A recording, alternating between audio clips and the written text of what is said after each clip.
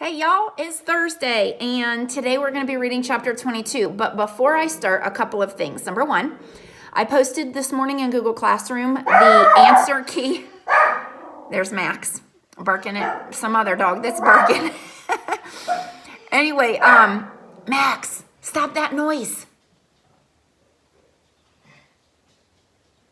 Let's try this again.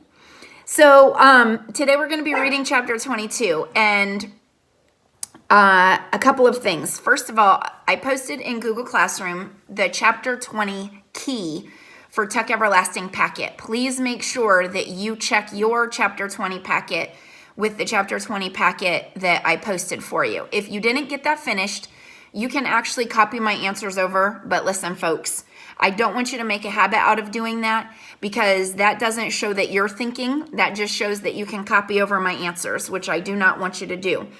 I want to see that you are thinking about the story like I'm thinking about the story.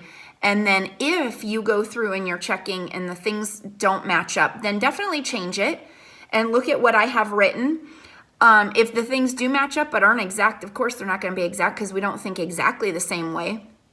But if it's close, leave it. It'll be fine. You will be able to use your packet on the final test. So it is important that you at least be able to fill in those answers correctly. The other thing is today I'm going to be reading chapter 22, and in your packet there is a chapter 21 and 22 page are in here. So mine is done. Oop. I did that for homework. Oop. Okay. So I will be posting pictures of that tomorrow, but I would like for you to try to do it first before you look at mine, just like I said, and then you can use my answer key to check against your paper. So we're going to read chapter 22 today, and then you can go on to do chapters 21 and 22 in your packet. And then tomorrow I will post the answer key and we'll go on to chapter 23. And then you're going to get a little bit of a break. You'll get a week off. I'm probably going to keep posting, not necessarily assignments, but the story. So if you want to just continue going on, because maybe you're a little bit bored at home, feel free to go on. If not, then just pick up wherever you left off when we come back from spring break. Okay, here we go. If you don't already have your book, now's the time to pause. Boop. And go to page 111 and follow along with me. All right, so page 110, we left off with finding out that the man in the yellow suit actually did die. Now Winnie is heartbroken for May. She's not sure what's going to happen. And we kind of left off with this. She had no idea what, but she had to do something.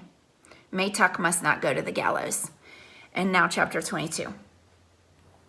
Next morning, Winnie went out to the fence directly after breakfast. It was the hottest day yet, so heavy that the slightest exertion brought on a flood of perspiration and exhaustion in the joints. 2 days before, they would have insisted that she stay indoors, but now this morning, they were careful with her, a little gingerly, as if she were an egg. She had said, "I'm going outside now," and they had said, "All right, but come in if it gets too hot, won't you, dear?" And she had answered yes. So her parents, who would have said, "No, you can't go outside, it's too hot," are kind of giving her a little bit of freedom now because of everything that she's gone through. The earth where it was worn bald under the gate was cracked and hard as a rock, a lifeless tan color, and the road was an aisle of brilliant velvet dust. Winnie leaned against the fence, her hands gripping the warm metal of the bars, and thought about May behind another set of bars in the jailhouse. And then lifting her head, she saw the toad. It was squatting where she had seen it first across the road. "Hello," she said, very glad to see it. The toad did not so much as flick a muscle or blink an eye. It looked dried out today. Parched. "It's thirsty," said Winnie to herself. No wonder on a day like this. She left the fence and went back into the cottage. "Granny, can I have some water in a dish? There's a toad out front that looks as if he's just about to die of thirst." "A toad?" said her grandmother, wrinkling her nose in disgust. "Nasty things, toads." "Oh, not this one," said Winnie. "This one is always out there, and I like him. Can I give him a drink of water?" "Toads don't drink water, Winifred. It wouldn't do him any good. They don't drink water at all? No, they take it in through their skin, like a sponge, when it rains. But it hasn't rained forever, said Winnie, alarmed. I could sprinkle some water on him, couldn't I? That would help, wouldn't it? Well, I suppose so, said her grandmother. Where is he? In the yard? No, said Winnie, he's across the road. Well, I'll come with you then.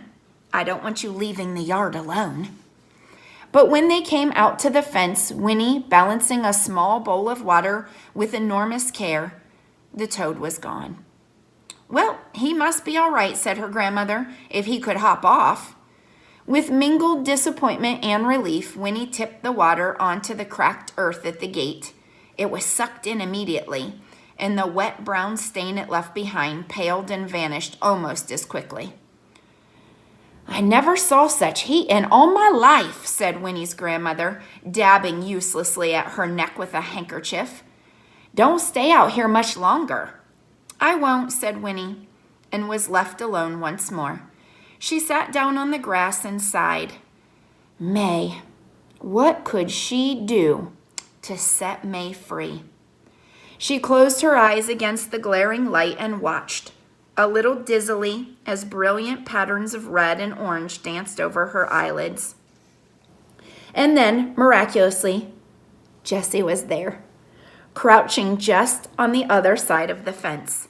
Winnie, he hissed, you sleeping? Oh, Jessie! Her eyes flew open as she reached through the fence to grasp his hand. I'm so glad to see you. What can we do? We have to get her out. Miles has got a plan, but I don't see how it can work, said Jessie, speaking quickly, his voice almost a whisper. He knows a lot about carpentering. He says he can take Ma's window frame right straight out of the wall, bars and all, and she can climb through. We're going to try it tonight when it gets dark. Only trouble is that constable keeps watching her every minute. He's so darn proud of having a prisoner in that new jail of his. We've been down to see her. She's all right, but even if she can climb through the window, he'll come after her soon as he sees she's gone. Seems to me he'll notice right off. That don't give us much time to get away. But we gotta try it. There ain't no other way. Anyhow, I come to say goodbye. We won't be able to come back here for a long, long time, Winnie, if we do get away. I mean, they'll be looking for Ma. So, Winnie, listen. I won't see you again, not for ages. Look now. Here's a bottle of water from the spring. You keep it. And then no matter where you are, when you're 17, Winnie, you can drink it. And then come find us. We'll leave directions somehow. Winnie, please say you will. He pressed the little bottle into her hands, and Winnie took it, closing her fingers over it. Jessie, wait, she whispered breathlessly, for all at once she had the answer. I can help. When your mother climbs out the window, I'll climb in and take her place. I can wrap myself up in her blanket, and when the constable looks in, he won't be able to tell the difference. Not in the dark. I can hump up and look a lot bigger. Miles can even put the window back. That would give you time to get away. You'd have at least till morning. Jessie squinted at her, and then he said, Yep, you know it might work. It might just make a difference. But I don't know as Pa's gonna want you taking any risk. I mean, what'll they say to you after, when they find out? I don't know, said Winnie, but it doesn't matter. Tell your father I want to help. I have to help. If it wasn't for me, there wouldn't have been any trouble in the first place. Tell him I have to. Well, all right. Can you get out after dark? Yes, said Winnie. Then at midnight, Winnie, I'll be waiting for you right here at midnight. Winifred, an anxious voice calls from the cottage. Who's that you're talking to? Winnie stood up and turned to answer. It's just a boy, Granny. I'll be in a minute. When she turned around again, Jessie was gone. Winnie clutched the little bottle in her hands and tried to control the rising excitement that made her breath catch. at midnight, she would make a difference in the world. Oh, I told you it was good. Okay, so lots of things going on here. Number one, we get reintroduced to the toad, which we find out that toads don't drink water. They actually suck water through their skin. I did not know that. I'm still not sure if that's true. I guess I'm going to have to look that up and get back to you on that one, or you guys can even look it up and get back to me, because I never knew that, but that does make some kind of sense. But the toad is short-lived. It's just a quick thing that's kind of a reintroduction, and then he's gone just as fast. But Jessie comes back, and Jessie is just coming back to give her that bottle and to kind of say, hey, I'm still in this, so if you can wait till you're 17 and drink the water. Now you don't even have to go into the woods. Now we don't have to show you where it is. Here's a little bottle of water, and you just drink it whenever you turn 17 if you want to, and we can still run away together. And then we find out that there's a plan. And remember, Miles as a job is a carpenter, so that means he can do things like build houses and work with his hands and things like that, like with tools. And he would be the one that would be able to take the entire window out and have May crawl out, and then that entire window go back in. So we'll see how that works out. But Winnie comes up with a way that she actually can help. And remember, at the very beginning, she said, I want to run away. I want to make a difference in the world. Well, she's found out how she could actually make a difference in the world, and it's through this whole idea. Will the idea work? I don't know. Maybe, maybe not. I guess we'll find out. Is she going to drink the water? I don't know. Maybe, maybe not. We'll find out.